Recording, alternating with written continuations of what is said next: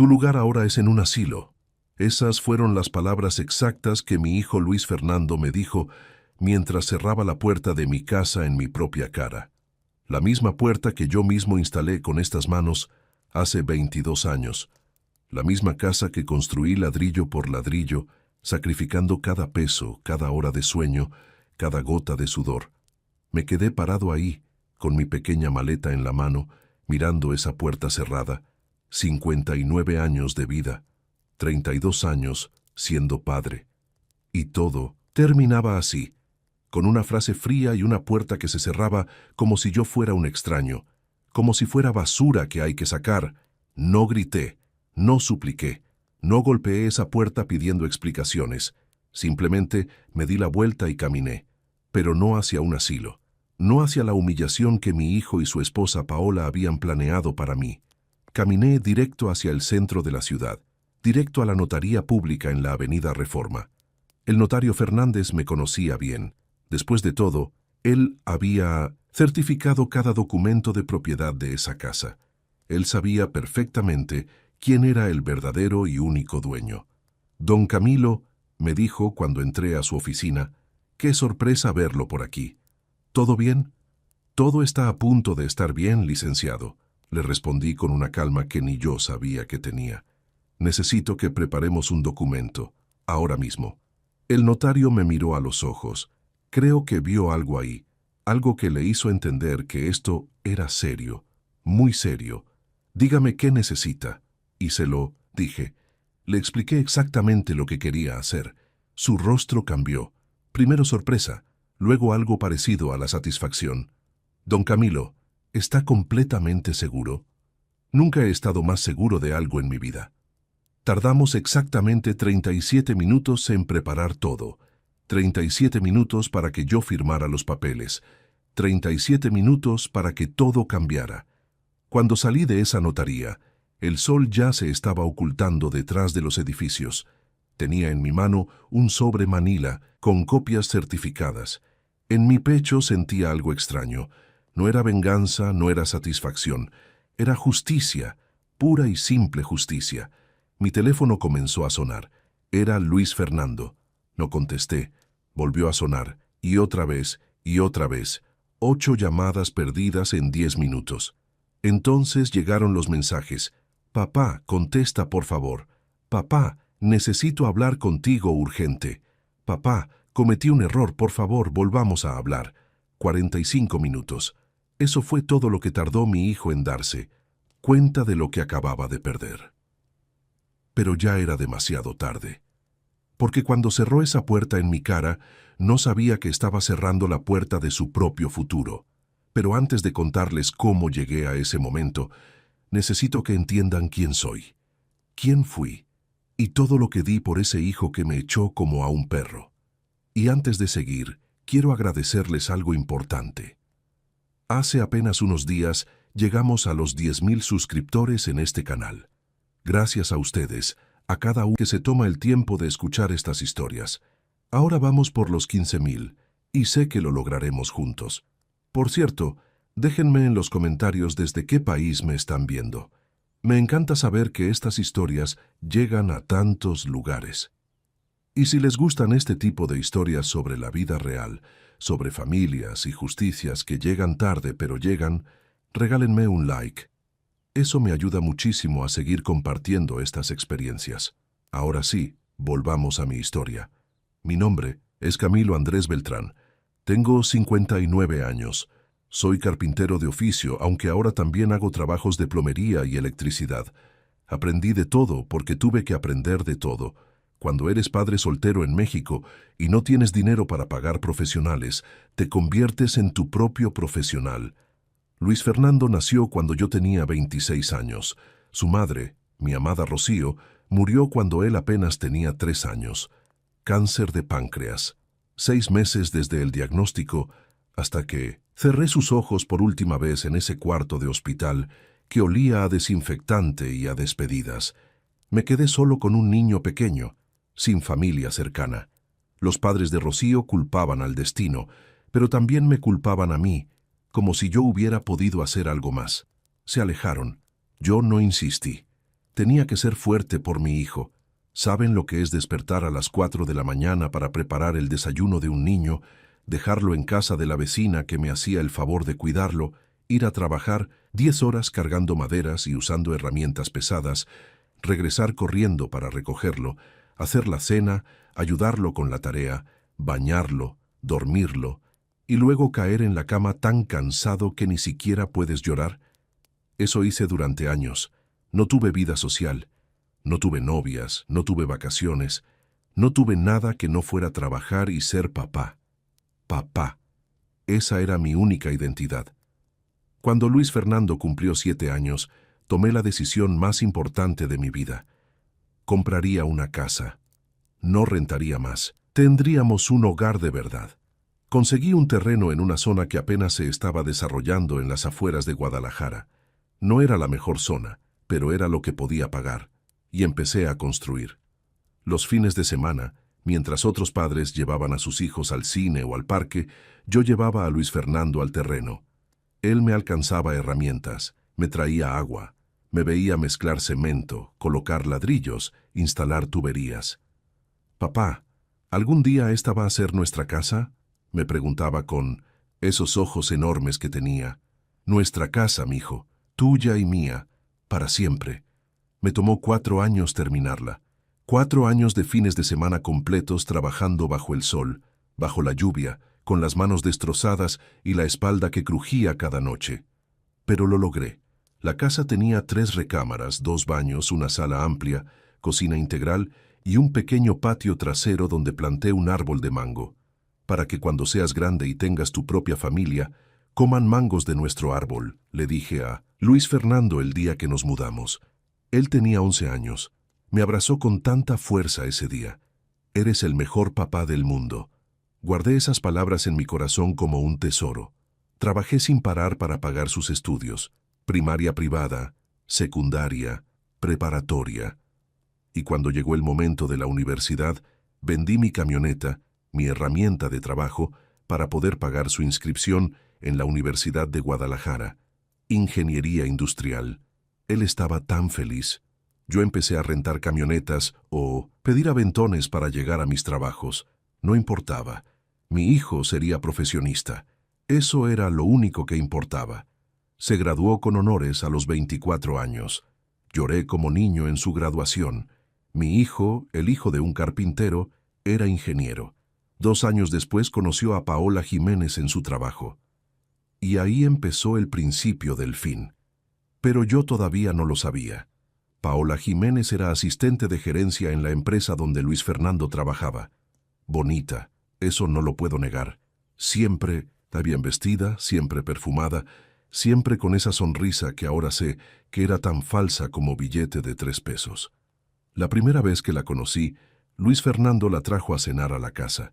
Yo preparé mi especialidad, mole poblano que me enseñó a hacer Rocío. Me esmeré. Puse la mesa bonita, saqué los platos buenos que guardaba para ocasiones especiales. «Papá, ella es Paola, mi novia». «Mucho gusto, señor Beltrán», me dijo ella, extendiendo la mano como si fuera la reina de Inglaterra.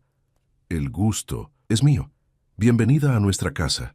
Noté cómo sus ojos recorrieron la sala, cómo se fijó en el sofá viejo pero limpio, en las paredes que necesitaban pintura, en el comedor de madera que yo mismo había hecho con mis manos.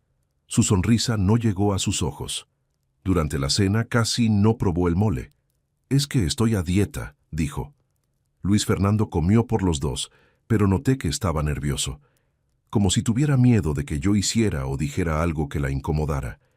Esa noche, después de que se fueron, limpié la cocina pensando que tal vez yo estaba siendo paranoico. Tal vez ella solo era tímida. Tal vez solo necesitaba tiempo para conocerme. Qué equivocado estaba. Los siguientes meses, las visitas de Luis Fernando a la casa comenzaron a espaciarse. Antes venía cada fin de semana. Comíamos juntos, veíamos fútbol, platicábamos sobre su trabajo. Ahora venía cada 15 días, luego cada mes. «Estoy muy ocupado, papá. Ya sabes cómo es el trabajo». Yo entendía, o quería entender. Cuando anunciaron que se iban a casar, me puse feliz. Mi hijo iba a formar su propia familia. Era lo natural. Saqué todos mis ahorros para ayudar con la boda. 20,000 pesos que tenía guardados para emergencias. Papá, no es necesario, me dijo Luis Fernando, pero yo insistí. Es mi único hijo, claro que es necesario. La boda fue bonita. Paola se veía hermosa, eso tengo que admitirlo, pero durante toda la ceremonia y la recepción sentí que ella me evitaba. Cuando me tocó dar el discurso del padre del novio, hablé desde el corazón. Hablé de cómo había criado solo a Luis Fernando, de los sacrificios, del orgullo que sentía. Vi cómo Paola apretaba los labios, cómo le susurraba algo a su madre. Ambas me miraron con algo que no pude descifrar en ese momento, pero que ahora sé que era desprecio puro. Después de la boda, Luis Fernando y Paola se mudaron a la casa. Conmigo. Era lógico. La casa era grande. Yo vivía solo, y ellos estaban ahorrando para eventualmente comprar un departamento propio. Solo será temporal, papá. 1 año máximo mientras juntamos para el enganche. Quédense el tiempo que necesiten, mijo. Esta es su casa. Los primeros 2 meses fueron normales. Yo me levantaba temprano, hacía mi café, me iba a trabajar. Regresaba en la tarde, cenábamos juntos. Pero pronto las cosas empezaron a cambiar. Paola comenzó a reorganizar la casa. Suegro, ¿le molesta si movemos este mueble? Es que queda mejor del otro lado. Claro, Paola, muévelo como quieras. Luego fue la sala. Luego mi recámara. Es que este cuarto sería perfecto para nuestro futuro bebé. ¿Usted podría cambiarse al cuarto de servicio? Es más pequeño, pero igual es cómodo. El cuarto de servicio. En mi propia casa. La casa que yo construí. Luis Fernando estaba presente cuando ella dijo eso. Esperé que él dijera algo, que defendiera a su padre, que dijera, no, Paola, mi papá se queda en su recámara, pero no dijo nada. No hay problema, dije yo, tragándome el orgullo. Si están planeando un bebé, es lo correcto. Me mudé al cuarto de servicio, 4 metros cuadrados donde apenas cabía una cama individual y un pequeño closet. Yo, que había dormido en la recámara principal que yo mismo diseñé, ahora dormía en un cuarto sin ventana. Las cenas familiares se volvieron incómodas. Paola empezó a cocinar y yo agradecía el gesto, hasta que me di cuenta de que ella y Luis Fernando comían en el comedor, y a mí me dejaban mi plato en la cocina. Es que en el comedor solo caben 2 personas cómodamente, decía ella. Mentira. El comedor que yo hice tenía 6 sillas. Comenzó a llegar más tarde del trabajo. Cuando yo llegaba, la puerta de la recámara principal estaba cerrada. Podía escucharlos hablar, reír, pero cuando yo tocaba para preguntar si querían cenar, el silencio era inmediato. Ya cenamos afuera, suegro, gracias. Los fines de semana salían juntos. Cine, restaurantes, reuniones con amigos. Nunca me invitaban. Es que son eventos de la oficina, papá, solo para empleados. Es que vamos, con amigos de nuestra edad. Te aburrirías. Una tarde llegué temprano del trabajo porque había terminado antes. Escuché voces en la sala. Me acerqué y escuché a Paola hablando por teléfono con su madre. Sí, mamá, ya sé. Pero entiende, es incómodo tener a un viejo aquí todo el tiempo. Huele raro, siempre está estorbando. No, Luis Fernando no dice nada. Él es muy blando con su papá. Pero yo sí voy a decir algo pronto. Esta casa debería ser nuestra, no de él. Me quedé paralizado detrás de la puerta. Viejo. Estorbo. Huele raro. Esa noche no pude cenar. Me quedé en mi cuartito, sentado en la cama, mirando las paredes. Luis Fernando tocó la puerta. Papá, ¿estás bien? ¿No cenaste?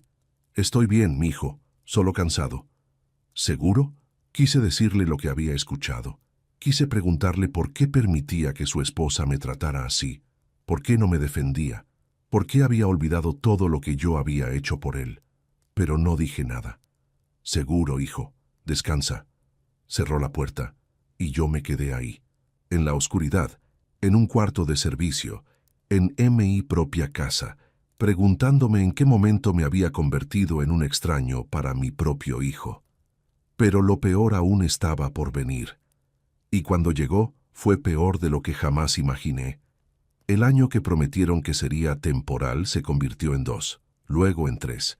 Cada vez que preguntaba sutilmente sobre sus planes de mudarse, Luis Fernando desviaba la conversación. El mercado inmobiliario está muy caro, papá. Todavía no hemos ahorrado lo suficiente. Tal vez el próximo año.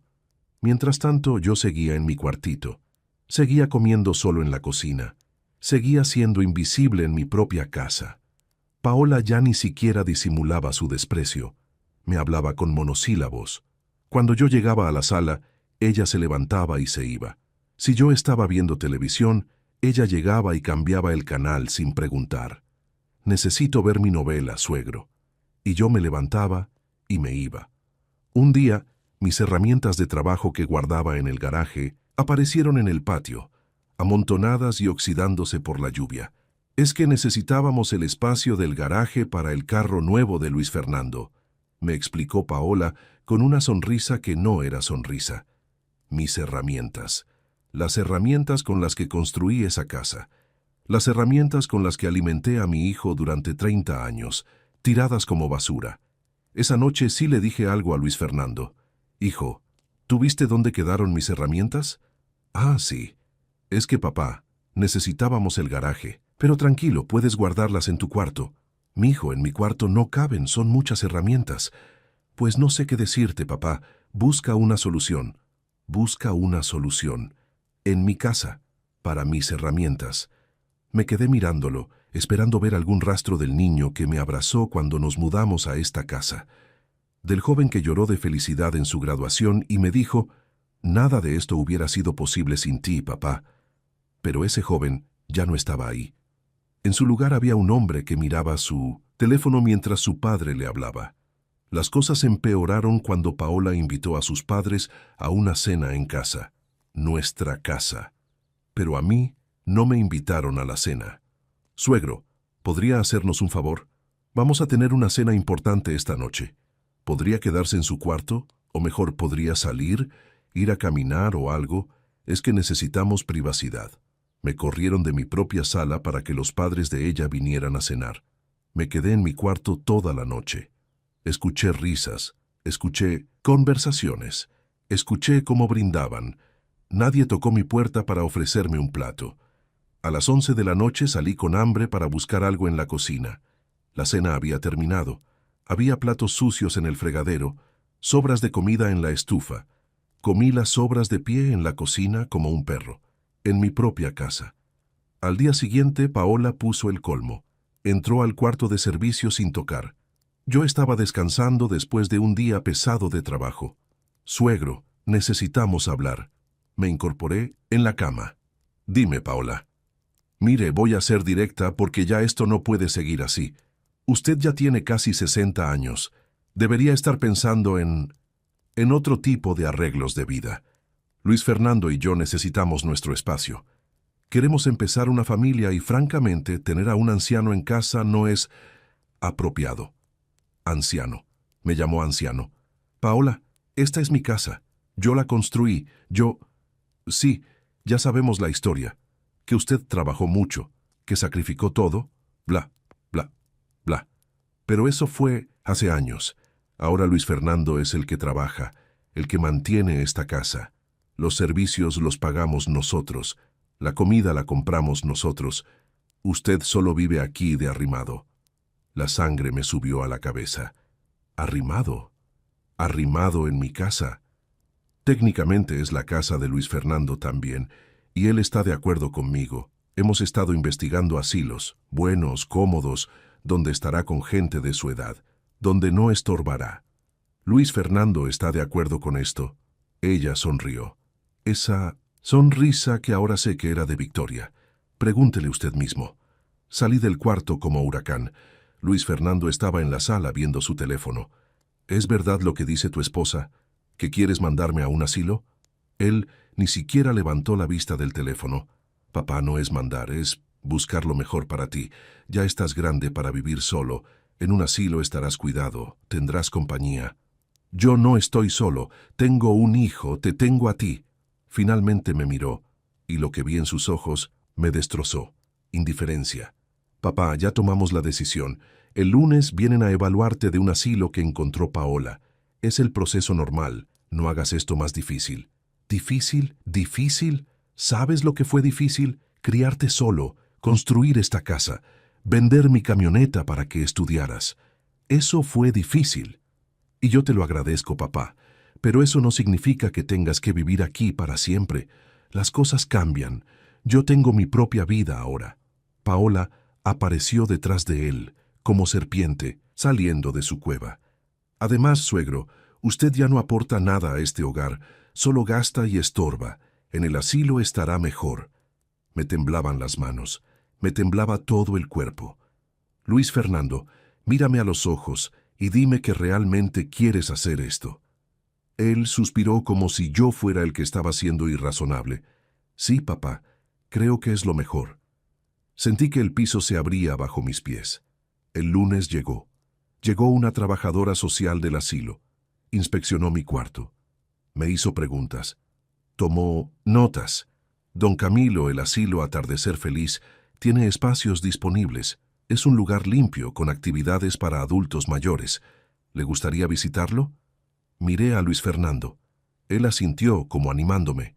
No tengo opción, ¿verdad? Pregunté. Papá, por favor, es por tu bien. Esa noche no dormí.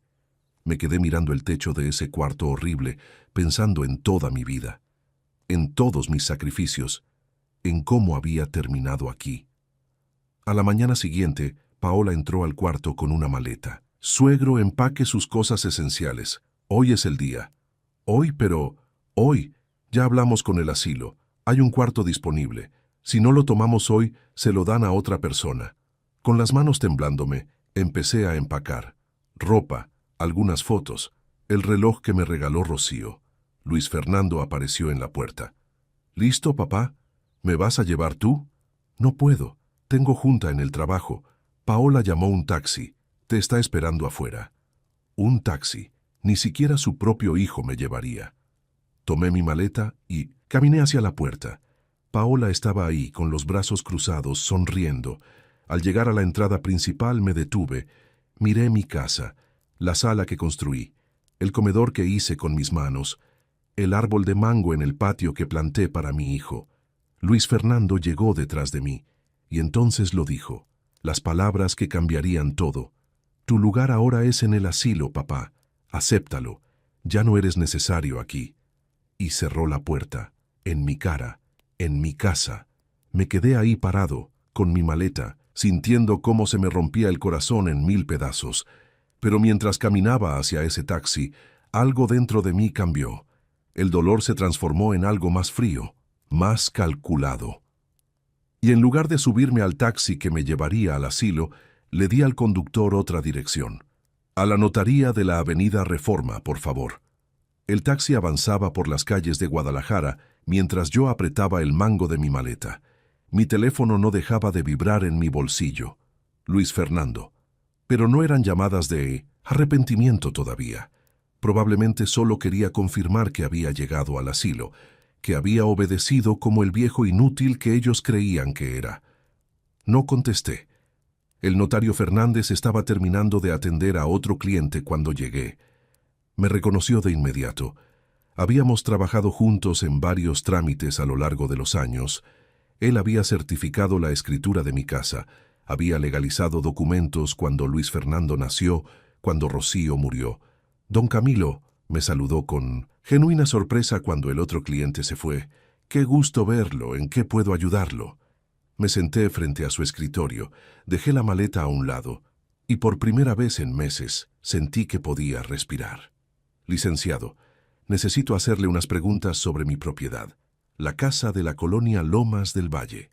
«Claro, tengo todos sus documentos aquí en el archivo. Permítame». Mientras él buscaba en sus archivos, yo sentía cómo la claridad mental iba regresando. Durante 3 años había vivido en una neblina de humillación y tristeza. Pero ahora, sentado en esa oficina con el olor a papel y tinta, me sentía yo mismo otra vez. «Aquí están», dijo el notario, colocando una carpeta gruesa sobre el escritorio. Escritura registrada a su nombre, Camilo Andrés Beltrán, propietario único y absoluto desde el año 2001. No hay copropiedad, no hay gravámenes, no hay deudas asociadas. La casa es completamente suya. «Completamente mía», repetí, necesitando escucharlo. «Completamente. Su hijo Luis Fernando nunca fue agregado como copropietario. Según estos documentos, él no tiene ningún derecho legal sobre la propiedad. Cerré los ojos.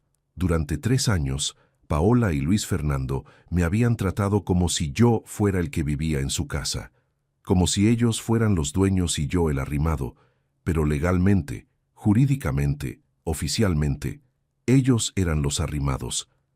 Licenciado, ¿qué opciones tengo? El notario Fernández me miró con esa mirada que tienen los abogados cuando saben exactamente lo que está pasando. Don Camilo, ¿me permite preguntarle algo personal? Adelante. ¿Por qué trae una maleta? ¿Y por qué me está preguntando esto justo ahora? Le conté todo. Cada humillación, cada desprecio, el cuarto de servicio, las cenas en la cocina, el asilo, la puerta cerrada en mi cara. Mientras hablaba, veía cómo la expresión del notario pasaba de la sorpresa a la indignación. Eso es, don Camilo, eso es abuso de adulto mayor. Usted podría incluso presentar cargos legales. No quiero cargos, solo quiero justicia. ¿Qué tipo de justicia? Respiré profundo. Quiero que mi hijo aprenda que las acciones tienen consecuencias, que el respeto no es opcional, que un padre no es un mueble viejo que se desecha cuando ya no sirve. El notario asintió lentamente. Entiendo, y créame, he visto muchos casos como el suyo, hijos que se aprovechan de padres bondadosos. ¿Qué quiere hacer específicamente? ¿Puedo sacarlos de la casa? Es su propiedad. Puede desalojarlos legalmente. Tendría que darles un aviso formal 30 días según la ley, pero sí puede hacerlo. ¿Y si quiero vender la casa o donarla? Es su propiedad. Puede hacer con ella lo que desee, venderla, donarla, rentarla. Su hijo no tiene ningún derecho legal para impedirlo. Una idea estaba formándose en mi mente, algo que no solo los sacaría de la casa, sino que les enseñaría una lección que nunca olvidarían. Licenciado, tengo una hermana. Vive en Monterrey. Nos habíamos distanciado cuando yo me casé con Rocío, pero hace unos meses retomamos contacto. Ella siempre me dijo que si necesitaba algo, contara con ella. ¿Y qué pasaría si yo le dono la casa a ella? Legalmente, con todo en regla. El notario se reclinó en su silla, pensativo. Sería una donación entre hermanos, perfectamente legal. Una vez firmados los documentos y registrada la escritura ante el registro público de la propiedad, su hermana sería la nueva propietaria. Y como nueva propietaria, ella tendría todo el derecho de decidir quién vive en esa casa. ¿Cuánto tiempo tomaría todo el proceso? Si tenemos todos los documentos en orden, y si su hermana está de acuerdo, podríamos tener todo listo en menos de 1 hora. Yo tengo un contacto en el registro público. Para casos urgentes ellos pueden acelerar el trámite. Para hoy mismo. Mi corazón comenzó a latir más rápido. ¿Hoy? Hoy. Pero necesitamos que su hermana esté de acuerdo y que firme algunos documentos. ¿Podría contactarla ahora? Saqué mi teléfono. 16 llamadas perdidas de Luis Fernando. 8 mensajes. Los ignoré. Busqué el contacto de mi hermana Clara. Hacía 3 semanas habíamos hablado. Ella me había preguntado cómo estaba, y yo, como siempre, había dicho que bien. No le había contado nada de Luis Fernando o Paola. Orgullo, supongo. Marqué. Ella contestó al segundo timbre. «¿Camilo? Hermano, qué gusto escucharte. Clara, necesito pedirte algo. Es urgente». El tono de mi voz debió alertarla. «¿Qué pasó? ¿Estás bien?» «No, pero voy a estarlo. ¿Puedes venir a Guadalajara?» «Hoy. Ahora». «¿Ahora?» «Camilo, son 3 horas de camino. Por favor, Clara, es importante. Muy importante. Te necesito». Silencio. Luego, «Dame la dirección. Salgo en 10 minutos». Le di la dirección de la notaría, colgué, miré al notario. «Viene en camino». «Perfecto. Mientras tanto, voy a preparar todos los documentos. Don Camilo, ¿está completamente seguro de esto? Una vez que firmemos, no hay vuelta atrás». Pensé en Luis Fernando cerrando la puerta en mi cara, en Paola llamándome anciano, estorbo, arrimado, en 3 años durmiendo en un cuarto de servicio en mi propia casa, en las cenas solitarias, en mis herramientas tiradas bajo la lluvia.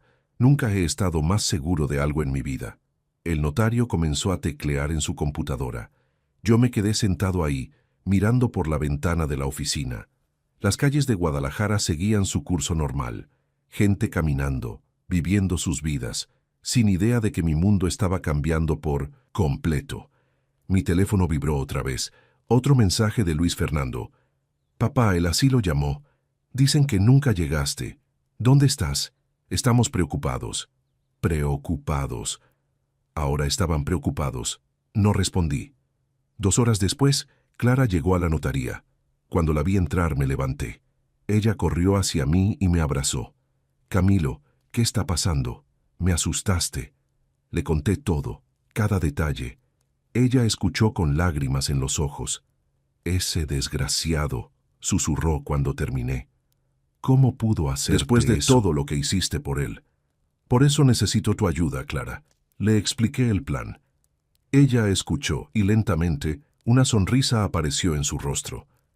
¿Quieres que yo sea la nueva dueña de la casa? Sí, temporalmente. Solo hasta que todo esto termine. Después, si quieres, te la devuelvo o la vendemos y repartimos el dinero. No sé, todavía no he pensado tan lejos. Solo sé que quiero que Luis Fernando entienda que no puede tratarme así. Clara tomó mis manos. Hermano, no tienes que devolverme nada, y no quiero dinero. Solo quiero que recuperes tu dignidad. Hagámoslo. El notario Fernández colocó los documentos sobre el escritorio. Necesito que ambos firmen aquí, aquí y aquí. Don Camilo, usted está donando la propiedad ubicada en Lomas del Valle número 342 a su hermana Clara Beltrán de Martínez. Doña Clara, usted está aceptando dicha donación y se convierte en la propietaria legal de la propiedad. Clara firmó sin dudar. Yo tomé la pluma. Por un segundo dudé. Esta era la casa que construí con mis manos, la casa donde crié a mi hijo, donde planté ese árbol de mango, donde viví los mejores y peores momentos de mi vida. Pero entonces recordé la frase, tu lugar ahora es en el asilo. Y firmé. El notario selló los documentos. Listo. Ahora solo necesitamos registrar esto en el registro público de la propiedad. Les dije que vendría. Ya están esperándonos. Si vamos ahora, en 30 minutos estará todo oficializado. Los 3 fuimos juntos al registro público. Todo el proceso fue extrañamente rápido. Sellos, firmas, computadoras, más sellos. Y de repente ya estaba hecho. La casa ya no era mía, era de Clara. Y Luis Fernando y Paola eran ahora ocupantes ilegales en propiedad ajena. El notario nos entregó copias certificadas de todo. Doña Clara, como nueva propietaria, usted tiene todo el derecho de solicitar el desalojo inmediato de cualquier persona que esté ocupando su propiedad sin su consentimiento. Clara miró los documentos, luego me miró a mí. ¿Qué quieres hacer, hermano? Miré mi reloj. Habían pasado exactamente 42 minutos desde que cerré esa puerta de la notaría. Saqué mi teléfono. 22 llamadas perdidas, docenas de mensajes. Los últimos ya sonaban desesperados. Papá, por favor contesta. Papá, necesito hablar contigo urgente. Algo grave pasó. Llámame. Sonreí. Una sonrisa fría que nunca pensé que sería capaz de tener. Clara, creo que deberías llamar a tu casa. Creo que hay unos ocupas que necesitan ser desalojados. Y entonces mi teléfono sonó. Era Luis Fernando. Esta vez contesté, «Papá, papá, ¿dónde diablos estás?» La voz de Luis Fernando sonaba diferente, aguda, desesperada. Nada que ver con el tono frío e indiferente de esta mañana, cuando cerró la puerta en mi cara. «Hola, hijo». «Papá, gracias a Dios. Escucha, algo muy raro está pasando. Acaba de llegar un oficial del registro público de la propiedad a la casa. Dice que la casa ya no es tuya, que hay una nueva propietaria, que tenemos que desalojar. Esto tiene que ser un error, ¿verdad que es un error?» Miré a Clara. Ella me devolvió la mirada, esperando mi señal. «No es un error, Luis Fernando». Silencio al otro lado de la línea. Podía escuchar su respiración agitada. ¿Qué quieres decir?» «Quiero decir que esta mañana, cuando me cerraste la puerta en la cara y me dijiste que mi lugar era en un asilo, tomé una decisión. Fui directamente a la notaría y doné la casa. ¿Qué? ¿No puedes hacer eso? Claro que puedo, era mi casa, yo la construí. Yo tenía la escritura a mi nombre, solo a mi nombre, ¿recuerdas? Nunca te puse como copropietario porque eras muy joven, y luego, bueno, luego nunca lo hice. Pero papá, yo vivo aquí, Paola y yo vivimos aquí. Vivían en pasado, porque ahora la casa pertenece a su nueva dueña, y ella no les ha dado permiso para vivir ahí. Escuché un grito ahogado. Era Paola, probablemente escuchando la conversación por altavoz. «¡Esto es ilegal!», gritaba ella de fondo. «No puede hacernos esto, vamos a demandar». «Demanden lo que quieran», respondí con una calma que yo mismo no reconocía. Pero lo que yo hice fue completamente legal. El notario Fernández puede confirmarlo. El registro público de la propiedad puede confirmarlo. Hay papeles firmados, sellados y registrados. «Papá, por favor». La voz de Luis Fernando se quebró. «Esto es un malentendido. Nosotros no quisimos que te fueras.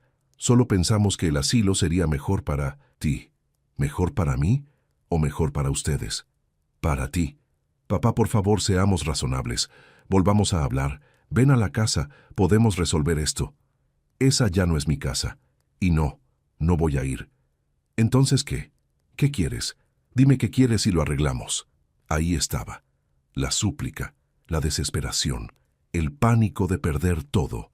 Exactamente lo mismo que yo había sentido esta mañana cuando esa puerta se cerró en mi cara.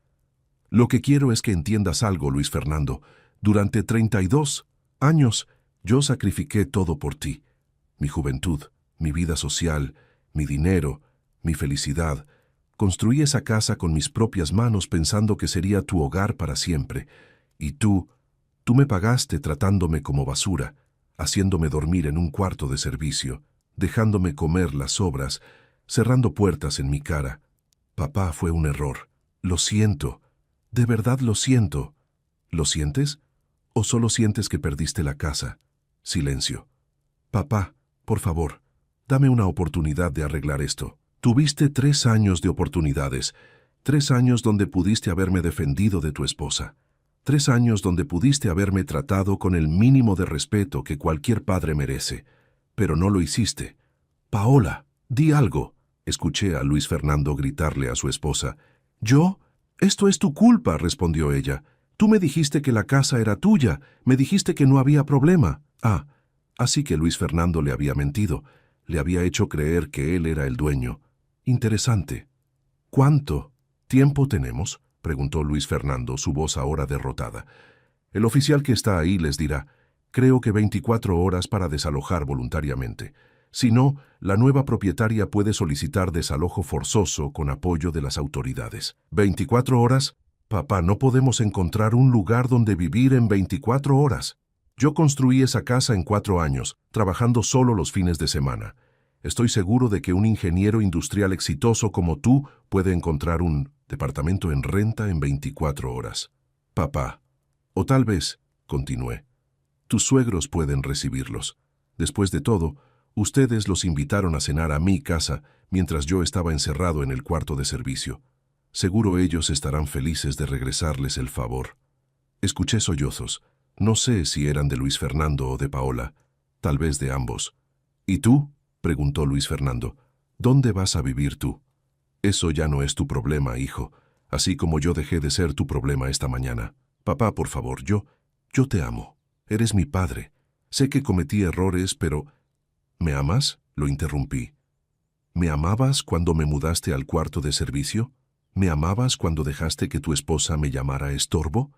¿Me amabas cuando cerraste esa puerta esta mañana?». No respondió.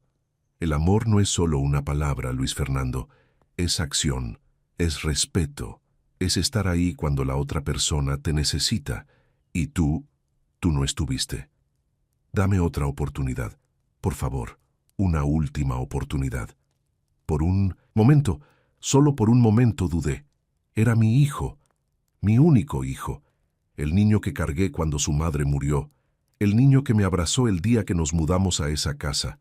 Pero entonces recordé sus ojos esta mañana, esa indiferencia, ese desprecio, y recordé que a veces amar a alguien significa dejar que enfrenten las consecuencias de sus acciones.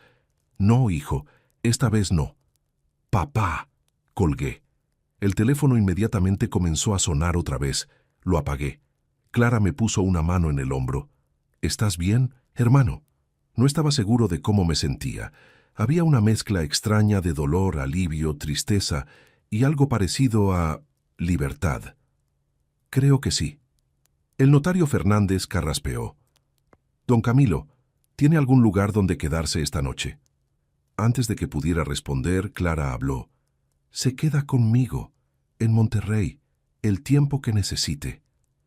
Clara, no quiero ser una carga. Hermano, me interrumpió apretando mi hombro. Durante 20 años nos distanciamos por tonterías familiares. No voy a perder otros 20 años. Vienes conmigo, tengo una casa grande. Mi esposo estará feliz de conocerte bien. Nuestros hijos quieren conocer a su tío. Y además, sonrió con malicia, alguien tiene que estar pendiente de que esos dos desalojen tu casa apropiadamente. Mi ex casa, la corregí. Nuestra casa, me corrigió ella. Porque lo que es mío es tuyo, hermanito. Esa noche, Clara y yo manejamos a Monterrey. Durante el camino, mi teléfono, que había vuelto a encender, no dejaba de recibir mensajes. Ya, no solo de Luis Fernando, sino también de números desconocidos. Probablemente Paola, sus padres, quién sabe. No leí ninguno. A la mañana siguiente, Clara recibió una llamada del oficial de desalojo. Señora Beltrán, los ocupantes han desalojado la propiedad. Dejaron las llaves con el vecino, como se les indicó. Dejaron la casa en buenas condiciones. Eso tendrá que verificarlo usted personalmente, señora. Una semana después, Clara y yo regresamos a Guadalajara. Fuimos a la casa, mi casa, la que construí con mis manos. La puerta estaba cerrada. El vecino, don Ramiro, nos vio llegar. Don Camilo me saludó con incomodidad. ¡Qué situación tan fea! Luis Fernando y su esposa se fueron hace 5 días. Se llevaron muchas cosas, demasiadas, si me pregunta. Abrimos la puerta. La casa estaba vacía, no solo de personas, vacía de muebles, de decoraciones, de todo. Se habían llevado el comedor que yo hice con mis manos, los sofás que yo compré, la televisión, los cuadros, todo. Lo único que dejaron fueron las paredes, los pisos, y en la cocina, tirado en el piso, había un papel. Lo recogí. Era una nota de Luis Fernando. Papá, si algún día lees esto, quiero que sepas que siento mucho cómo terminaron las cosas. Tal vez tenías razón, tal vez me dejé llevar por Paola. Tal vez olvidé todo lo que hiciste por mí. Nos llevamos los muebles porque legalmente compramos la mayoría con nuestro dinero. Espero que entiendas. Algún día tal vez podamos hablar. Tu hijo, Luis Fernando. Arrugué. El papel. Clara me miraba. ¿Qué dice? Disculpas vacías, respondí. Y excusas. Salimos al patio trasero y ahí estaba, el árbol de mango, más grande de lo que recordaba, lleno de frutas, frutas que Luis Fernando nunca comió con su familia como yo había soñado. Me acerqué al árbol y toqué su tronco, para que cuando seas grande y tengas tu propia familia, coman mangos de nuestro árbol, le había dicho a Luis Fernando hace tantos años. Pero algunas promesas están destinadas a romperse. Y, a veces, eso está bien. Han pasado 6 meses desde ese día, 6 meses desde que firmé esos papeles, 6 meses desde que Luis Fernando cerró esa puerta en mi cara, 6 meses desde que recuperé mi dignidad. La casa en Guadalajara sigue siendo de Clara. Ella decidió rentarla, y con ese dinero compramos una casa más pequeña aquí en Monterrey. Una casa que es nuestra. Tengo mi propio cuarto, grande, con ventanas, con vista a un jardín donde Clara plantó flores. Tengo mi propio taller en el garaje. Mis herramientas están ordenadas, limpias, cuidadas, y tengo herramientas nuevas que Clara me regaló. Para que sigas haciendo magia con tus manos, hermano, me dijo. He retomado mi trabajo de carpintería, hago muebles por encargo. Cada pieza la hago pensando en que va a durar generaciones. Los sobrinos de Clara vienen al taller, me hacen preguntas, quieren aprender, les enseño con paciencia, igual que una vez le enseñé a Luis Fernando, pero esta vez es diferente, porque ellos me tratan con respeto genuino. Luis Fernando dejó de llamar después del primer mes. El último mensaje que recibí hace 3 meses decía, «Papá, estamos batallando económicamente.